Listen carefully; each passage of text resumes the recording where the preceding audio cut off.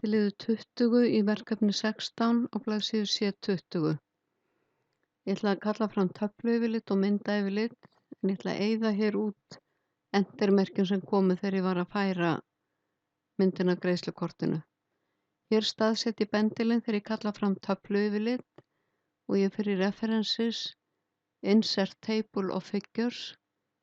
Hérna stendur tafla og ég ætla að kalla fram töfluyfirlit. Ef það stæði mynd, þá myndi ég breyta hér í tafla og ég tek hakið af show page numbers af því ég ætla að sleppa blaðsíðunúmerunum.